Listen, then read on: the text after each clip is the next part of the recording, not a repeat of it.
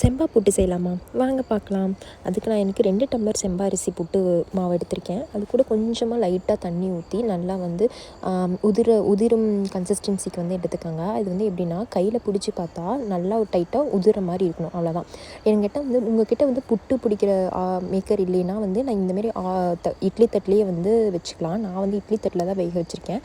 அதுக்கு மேலே கொஞ்சமாக தேங்காய் துருவல் போட்டு அதுக்கு மேலே மறுபடியும் புட்டு மாவு எடுத்து பேக் பண்ணிடுங்க, அவ்வளோதான். இது ஒரு 5 மினிட்ஸ் ஆவி வேகிற அளவுக்கு இட்லி பாத்திரத்தில் வேக வச்சு எடுத்துக்கோங்க. அதுக்கப்புறம் உங்களுக்கு தேவையான அளவு நாட்டு சக்கரை, மறுபடியும் தேங்காய் போட்டு சுட சுட எடுத்து சர்வ் பண்ணிங்கன்னா சூப்பராக இருக்கும். இது ரொம்ப ரொம்ப ஹெல்த்தியானதும்.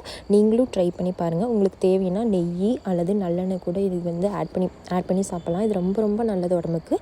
இது கண்டிப்பாக உங்களுக்கு பிடிச்சிருக்கும்னு நினைக்கிறேன். நீங்களும் ட்ரை பண்ணி பாருங்கள். தேங்க்யூ.